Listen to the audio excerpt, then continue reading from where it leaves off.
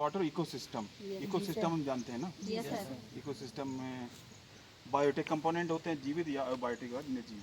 इसमें क्या है, इस वक्त जलीय परिस्थितिक तंत्र में क्या क्या विविधता है।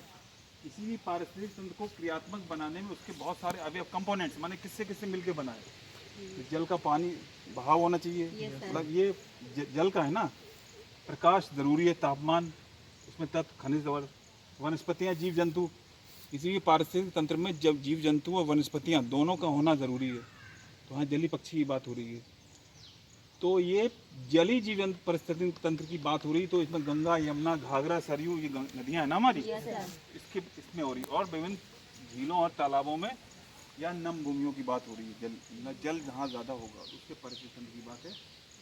और उत्तर प्रदेश में 2 प्रकार के मगरमच्छ, गंगा की डॉल्फिन जो कि हमारी क्या है, राष्ट्रीय जलीय जीव। 15 प्रजाति के कछुए हैं, बूद बिलाव। 300 से अधिक प्रजातियों की जलीय पक्षी और 100 से अधिक प्रजातियों की मछलियाँ पाई जाती हैं यूपी में, उत्तर प्रदेश में। ठीक है। गंगा डॉल्फिन जो है सूस राष्ट्रीय जलीय जीव है। सारस उत्तर प्रदेश का राष्ट्रीय पक्षी है। और मछली उत्तर प्रदेश की राज की मछली है, चिताला।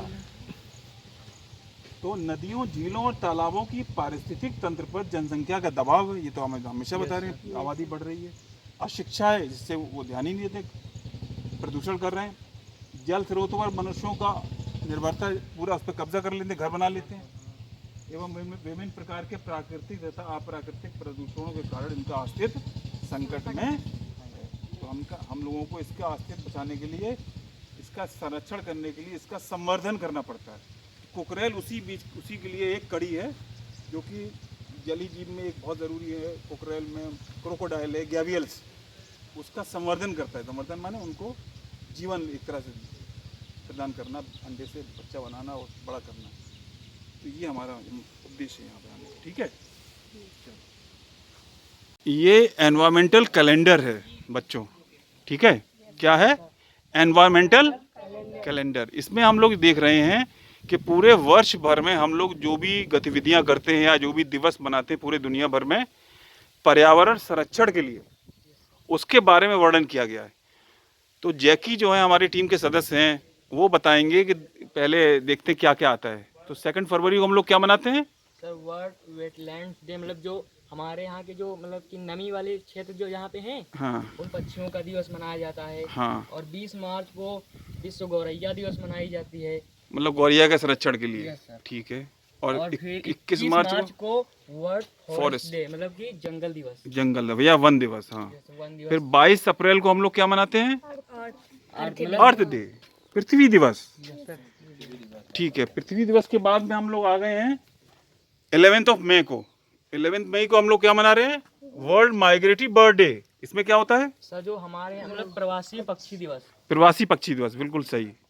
तो प्रवासी पक्षी में क्या क्या हम लोग जानते हैं? कुछ लोग सर जैसे साइबेरियन, हाँ, वेरी गुड। साइबेरियन सारस हमारे यहाँ भारत में आता है। ठीक है, वेरी गुड। 22 मई को हम लोग क्या मनाते हैं? सर वर्ल्ड बायोडाइवर्सिटी, मतलब बायोडाइवर्सिटी डे है, विश्व जैव विविधता दिवस। जैव विविधता दिवस के संरक्षण के लिए हम लोग मनाते हैं। उसके बाद 23 मई को हम लोग आ गए हैं, क्या मना रहे हैं? सर वर्ल्ड टर्टल डे, मतलब कि विश्व कछुआ दिवस। Very good. 5 जून को हम लोग क्या मनाते हैं? वर्ल्ड एनवायरमेंट डे, विश्व पर्यावरण दिवस, पूरे दुनिया में मनाया जाता है। 8 जून को हम लोग आ गए हैं वर्ल्ड ओशन डे।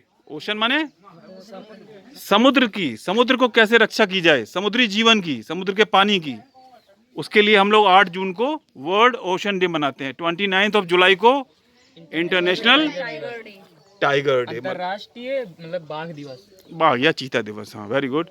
16 सितंबर, अभी एक हफ्ते या कुछ दिन पहले निकला है, उस दिन हम लोगों ने मनाया वर्ल्ड ओजोन डे।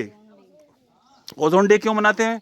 क्योंकि सर ये मतलब जो हमारे यहाँ प्रदूषण के कारण जो ओजोन लेयर हमारी वायुमंडल में घट रही है, जी जी, मतलब क्लोरोफ्लोरो गैस के कारण हमारे यहाँ जो वायुमंडल में ओजोन परत घट रही है, इसके संरक्षण के लिए हम हाँ, ओजोन दिवस, मतलब ग्रीन हाउस गैसेस का इफेक्ट हम लोग कम करें, कार्बन फुटप्रिंट कम करें, इसका उद्देश्य है। 4th संडे ऑफ सितंबर world river day. River day मतलब हम लोग नदी के संरक्षण का दिवस मनाते हैं। फिर आ गया वाइल्ड लाइफ वीक, 1 से 7 अक्टूबर, मतलब हम लोग अगले हफ्ते पहले से 7वें दिन तक अक्टूबर के पहले सप्ताह में वाइल्ड लाइफ वीक मनाएंगे, मतलब जंगली या जंगली जो जीव जंतु हैं उनकी पूरा हफ्ता एक सेलिब्रेट किया जाएगा। ठीक है। 4 अक्टूबर को क्या आएगा, वर्ल्ड हैबिटेट डे आएगा, मतलब दुनिया में जो जीव जंतु जहाँ रह रहे हैं उनके बारे में। 21 नवंबर को हम लोग क्या मनाएंगे, वर्ल्ड फिशरीज डे। इसमें क्या होगा, मछलियों के बारे में, संरक्षण कैसे किया जाए, मछलियाँ कैसे हो, उनका मतलब कैसे खत्म ना हो, उसका दिवस मनाया जाता है।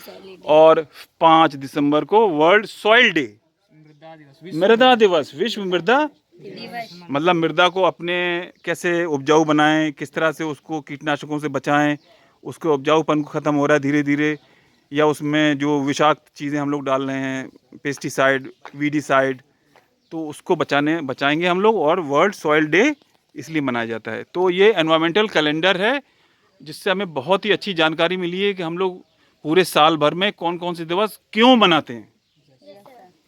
ओके।